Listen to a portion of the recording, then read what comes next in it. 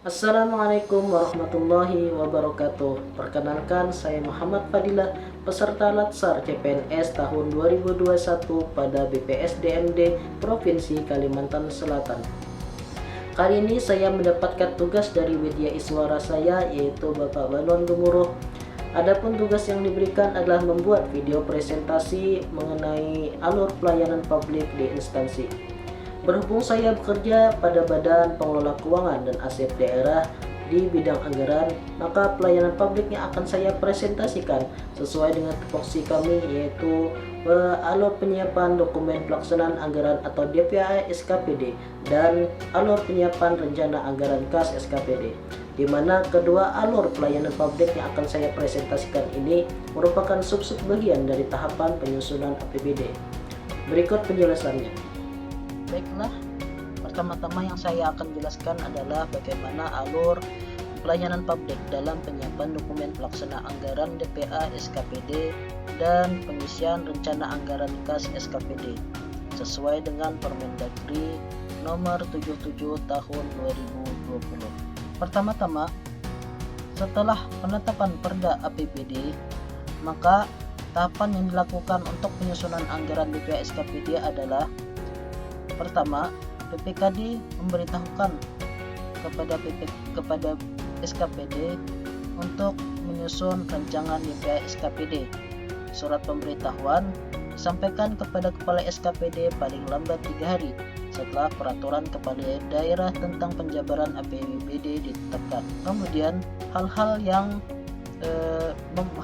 perlu diperhatikan oleh setiap kepala SKPD dalam menyusun rancangan DPA SKPD, yaitu: pertama, pendapatan, belanja, dan pembiayaan SKPD yang digunakan sebagai dasar pelaksanaan anggaran oleh pengguna anggaran. Kemudian 2, rencana pendapatan yang akan dipungut dan diterima oleh SKPD dalam tahun anggaran yang direncanakan. Ketiga, sasaran yang hendak dicapai, fungsi program kegiatan, subkegiatan, dan anggaran belanja yang disediakan. 4, rencana penerimaan dan pengeluaran pembiayaan. 5, rencana penarikan dana setiap SKPD. Batas akhir penyerahan rancangan DPA SKPD kepada PPKD paling lambat 6 hari kerja sejak diterbitkannya surat pemberitahuan untuk diverifikasi oleh TAPD. Dan batas akhir penetapan rancangan DPA SKPD. Yang kedua adalah yang dilakukan penyusunan rancangan DPA SKPD. Kepala SKPD menyusun rancangan DPA SKPD sekaligus melakukan pengisian rencana anggaran KARS berdasarkan surat pemberitahuan Kepala Daerah dan menyerahkan rancangan DPA SKPD yang telah disusun kepada PPKD paling lambat 6 hari setelah surat pemberitahuan diterima. Adapun mencakup dalam dokumen tersebut adalah rancangan ringkasan DPA SKPD, rancangan DPA pendapatan SKPD, belanja SKPD, rincian belanja SKPD, dan pembiayaan SKPD sesuai dengan format dalam Permendagri nomor 77 tahun 2020. Kemudian adalah yang ketiga, penyampaian rancangan DPA SKPD dan verifikasi DPA SKPD beserta pengisian rencana anggaran kas yang telah dilakukan SKPD. Setelah menerima rancangan DPA SKPD, PPKD menyampaikan rancangan DPA SKPD kepada TAPD untuk dilakukan verifikasi. TAPD melakukan verifikasi atas rancangan DPA SKPD paling lambat 6 hari sejak diterimanya rancangan DPA SKPD. Verifikasi rancangan DPA SKPD dengan menggunakan instrumen verifikasi antara lain standar harga, analisis standar belanja, rencana kebutuhan barang milik daerah atau RKBMD, standar teknis sesuai dengan ketentuan peraturan perundang-undangan, dan petunjuk teknis untuk dana transfer pusat dan atau dana otonomi khusus. Berdasarkan hasil verifikasi TAPD atas rancangan DPA SKPD melakukan penyempurnaan dan menyampaikan hasil penyempurnaan kepada TAPD. Setelah rancangan DPA SKPD diverifikasi oleh TAPD, maka selanjutnya adalah melakukan pengesahan rancangan DPA SKPD. Dan apabila DPA atau rincian anggaran kas SKPD belum diverifikasi oleh tim TAPD, maka SKPD melakukan penyusunan DPA dan rancangan anggaran kas kembali sampai dengan proses sebelumnya. Di slide yang berikutnya saya akan menjelaskan bagaimana alur pengisian pada sistem SIPD, yaitu Sistem Informasi Pemerintah Daerah, dalam penyusunan DPA SKPD dan pengisian rincian anggaran kas SKPD. Pertama-tama pada akun TAPD atau PPKD dan PU BOD, masuk ke website penata usahaan dengan login dengan menggunakan akun TAPD.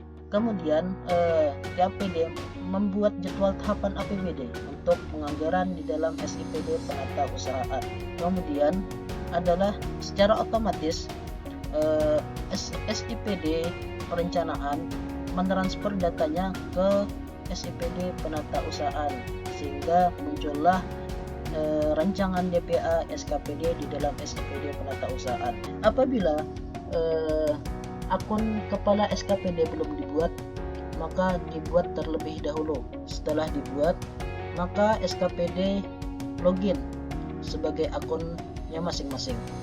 Kemudian membuat akun Kasubag program, di mana akun Kasubag program ini yaitu hanya akun ini yang bisa melakukan pengisian rencana anggaran kas. Jika sudah dibuat oleh kepala SKPD, maka Kasubag program dapat login lagi ke SIPD penata usahaan.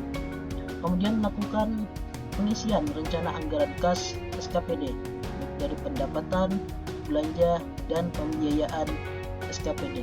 Kemudian setelah pengisian rencana anggaran kas, maka melalui akun kepala SKPD melakukan verifikasi.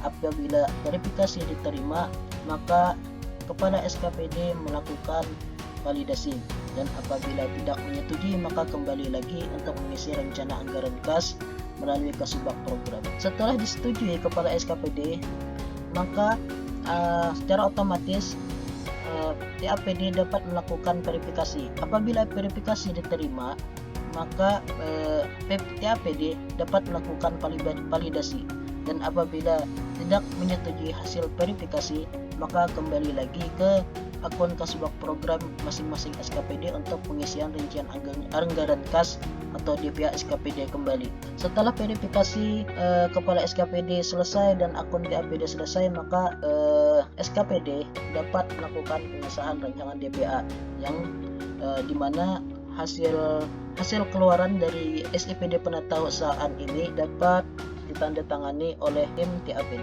dan dilakukan pengesahan rancangan DPA. Demikianlah tadi presentasi dari saya. Apabila ada kekurangan, saya mohon maaf. Wassalamualaikum warahmatullahi wabarakatuh.